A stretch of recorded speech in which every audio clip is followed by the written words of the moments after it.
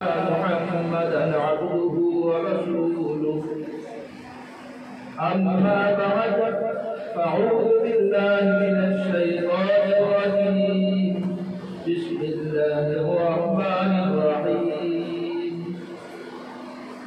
وذكر فإن الذكرى تنفع المؤمنين صدق الله مولانا العظيم. وقال النبي صلى الله عليه وسلم أنا بعثت معلما أو كما قال عليه الصلاة والسلام.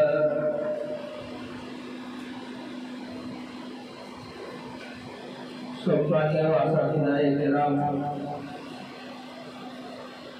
মুআল্লিমাত এবং স্নেহের ছোট ছোট আমাদের ছাত্রীরা, আল্লাহ তাবারক ওয়া তাআলা আমাদেরকে ভালোবেসেছেন, সেই জন্য দ্বীনি শিক্ষা দীক্ষার সঙ্গে যুক্ত রেখেছেন।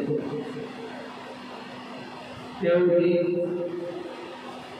শেখাচ্ছেন, কেউ শিখছেন, কেউ বিভিন্নভাবে সহযোগিতা করছেন।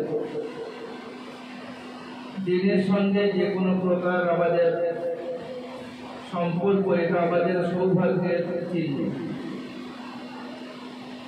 যে আল্লাহ তাবারক ওয়া তাআলা আমাদের সৌভাগ্য দান করেছে যে আমরা দ্বীনি ইলমের সঙ্গে যুক্ত হয়েছি।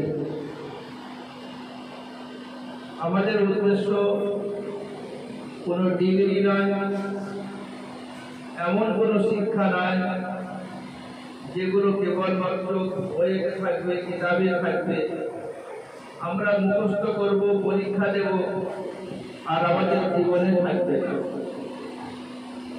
এই দ্বীনি ইলমের উদ্দেশ্য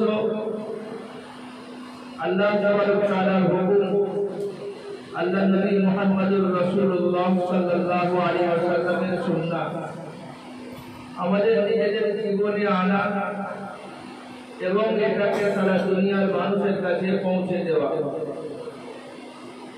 শুধু শেখা নয়, শেখার সঙ্গে সঙ্গে আমল করতে হবে, আমল করার সঙ্গে সঙ্গে অপরকে পৌঁছাতে হবে, এটা আমাদের দায়িত্ব।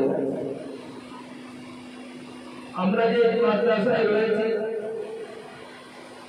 কেউ 1 বছর, 2 বছর, 3 বছর, 6 বছর বিভিন্ন সময়ে রয়েছে, কিন্তু দেখা যায় কারো জীবনের মধ্যে পরিবর্তন অনেক বেশি এসছে, কারো জীবনে অল্প স্বল্প এসছে, আবার দেখা যায় কারো জীবনে খুব একটা তেমন পরিবর্তন আসে।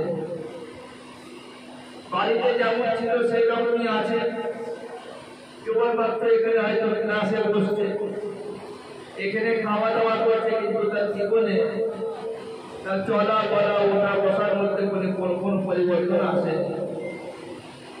আমাদের জীবনে পরিবর্তন আনতে গেলে আমাদের নিজেদেরকে চেষ্টা করতে হবে।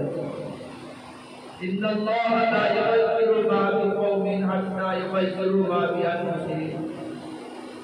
এটা আল্লাহর নিয়ম। মানুষ যতক্ষণ না নিজেদেরকে পরিবর্তন করে, নিজেকে নিজে পাল্টানোর চেষ্টা না করে, আল্লাহ তাবারক ওয়া তাআলা তার মধ্যে কোনো পরিবর্তন ঘটান না।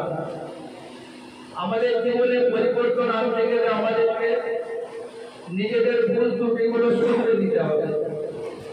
আমাদের জীবনে কোন জায়গায় আল্লাহর হুকুম নাই, কোন জায়গায় আল্লাহ নবী মুহাম্মদুর রাসূলুল্লাহ সাল্লাল্লাহু আলাইহি ওয়াসাল্লামের সুন্নাত নাই, সেগুলো খুঁজে খুঁজে নিজের জীবনে আনতে হবে।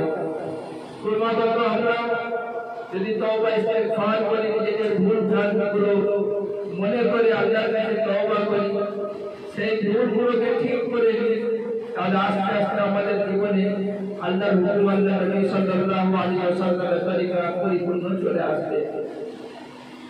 আমরা যে এখানে ক্লাস করি, ক্লাস করার সময় অনেক সময় আমাদের হয় দেখা যায় কেউ বই বেশি পড়ছে, ভালো পড়ছে, কেউ অল্প স্বল্প পড়ে, কেউ একেবারে পড়তে পারে না, এইরকম হয়, বিভিন্ন রকম ভাবে হয়।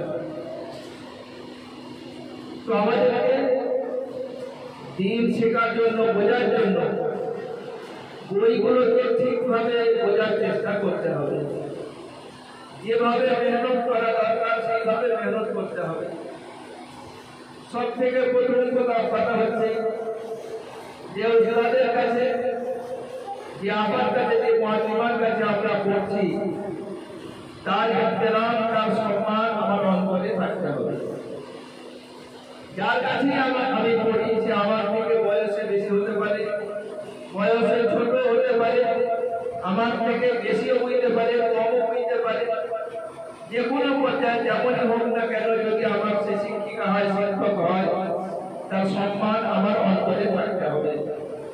যদি আমরা নিজের অন্তরে তার সম্মান না রাখি, তাহলে কিন্তু তার ইলম আমার অন্তরে আসবে না। ইলম এমন জিনিস যেটা আল্লাহ তাআলার কাছ থেকে জিবরাইল আলাইহিস সালাম নবী করিম সাল্লাল্লাহু আলাইহি ওয়াসাল্লামের কাছে পৌঁছেছে।